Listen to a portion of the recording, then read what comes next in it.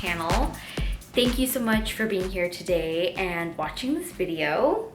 Please remember to subscribe to my YouTube channel, to like this video, and to leave me a comment if you want to see more nutrition related videos, or if you have any ideas of other videos you'd like to see me film, or maybe some topics that you'd like for me to cover. Definitely leave that in the comments. Also, please be sure to go ahead and check out my Instagram, where I post daily recipes of amazing whole food recipes. It varies. It can be breakfast recipes, lunch, dinner. I'm doing it all. So today I wanted to make a pretty quick video. It was just something that's been on my mind that I definitely wanted to make sure I got out and kind of put out there and put on my channel and everything.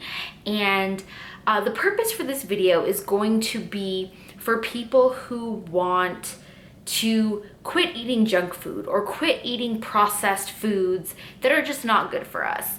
And I do want to definitely say that this is absolutely not about weight loss. My videos are not really centered around weight loss. They're definitely centered around nutrition, physiological health, mental health, and just, I wanted to just make sure that I spread the message on the best way to feed our bodies and just the best way that we can feel the best. And I know that for a lot of people out there, they're addicted to junk food, they're addicted to processed foods.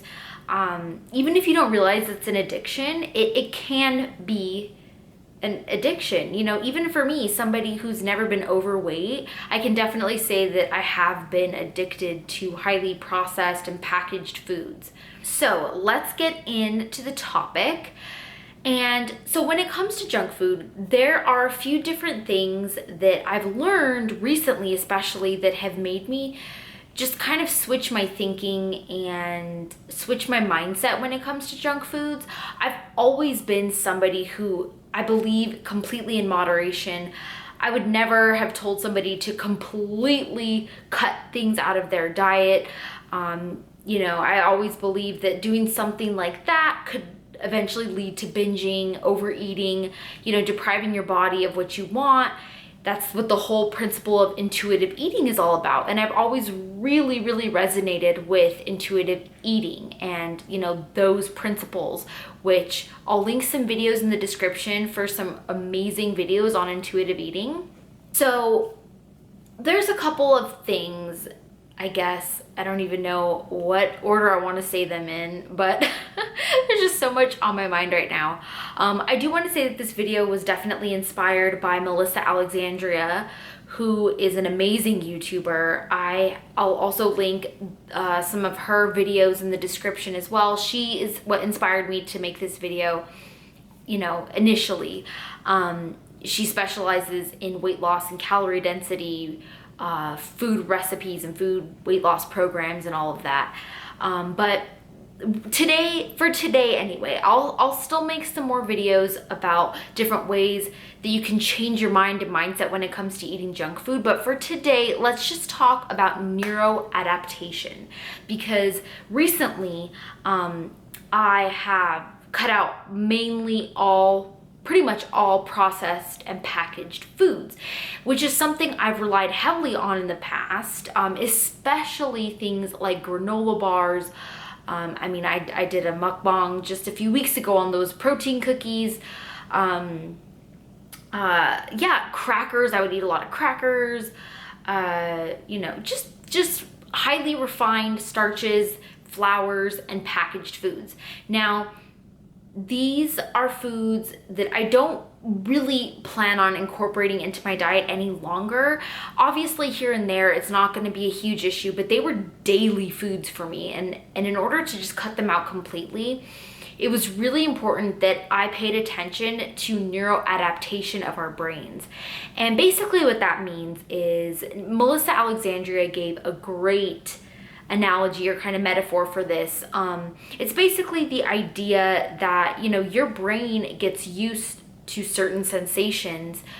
It's almost like a tolerance, to where something else cannot give you your brain that same stimulation or that same high that something else gives you. And junk food is a really great example of this. So as Melissa Alexandria states in some of her videos, she really follows Chef AJ, Dr. Doug Lyle. I know she promotes the book The Pleasure Trap, which is on my list of things I really want to do. I know I just started a full course load for grad school, but I really want to read that book, and I'll link that in the description as well. So basically, whenever you're eating junk food, the sugar receptors, the fat receptors, and the salt receptors in your brain they're going crazy, right? They're getting lit up by this food. So you're getting extremely stimulated by these foods. That's why we love them. That's why junk food, fried food, fast food, packaged foods makes us feel the way we do. And that's why it's so hard to stop eating them. But basically, you're getting a high off of this food. So my advice to anybody who really wants to stop eating junk food, it really is just this. Just give yourself 2 weeks. I think you're going to see a difference after 1 week, but just give yourself 2 weeks of saying no to it. Nothing packaged, nothing processed. Do not deprive yourself of food, and do not ignore your hunger cues. Eat when you're hungry. Just make sure you're eating whole foods. And I'm not even saying just stick to plant foods. I think that's the best thing to do, but I know that we need to make changes, long-lasting changes to our diet in small steps.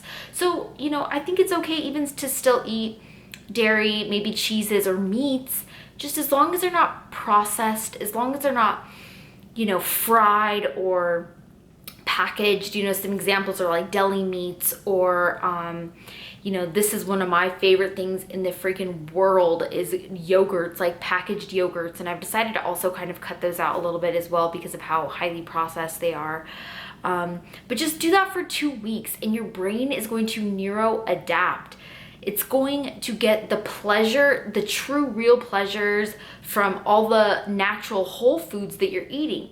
For example, fruits. Fruits are going to taste so sweet and so delicious once you cut out refined sugars, once you stop eating the junk food that's like artificially made to stimulate your brain in this crazy way. Once that is no longer there, fruits are going to give you that same high. They're going to give you that same sensation of, whoa, this is sweet, I love it. I am not kidding. Like bananas, mangoes, cherries, nectarines, like the sweetness from those fruits it's so intense and it's so pleasurable, and it gets rid of all of your sweet cravings. You just have to get rid of all the other stuff as well. And the same with rice and potatoes and beans. Use whole foods as your meals.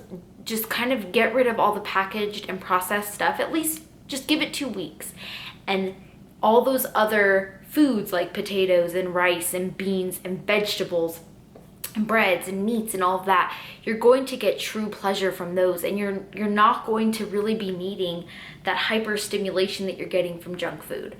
And we can definitely get into the reasoning on why junk food is so addictive, and it basically really just is the fact that in nature, no food is supposed to stimulate the sugar, fat, and salt receptors all at the same time. And those three things, salt, fat, and sugar, are found in most junk foods. So you're getting this just triple threat of receptors and stimulation going off in your brain. You truly are getting high.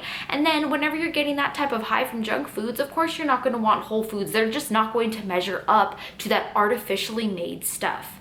And I think once you think about that, it really does make you realize, like, wow, I really should not be consuming this. And I'm not even saying ever, because look, in the world we live in, it's really inconvenient. It can be, and I understand that. For a lot of people, it's very inconvenient.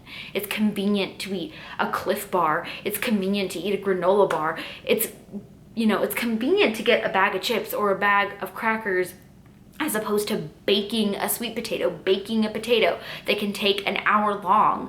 And I get that. I do. And so I'm not saying this is something that it's just, don't ever do this again.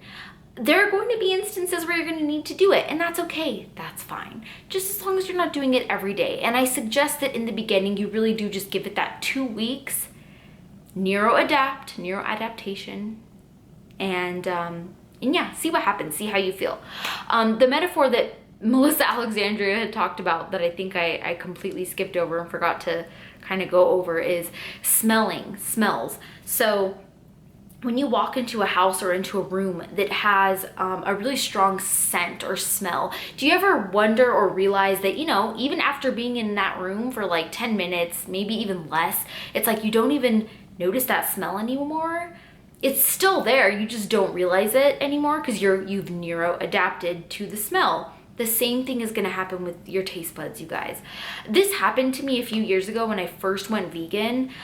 It really wasn't hard for me because I was truly getting pleasure from the food I was eating. I was happy, I enjoyed it, and I didn't even think about the tastes from all the junk food and all the salty fried food and stuff. Like I honestly kind of forgot about it, you know?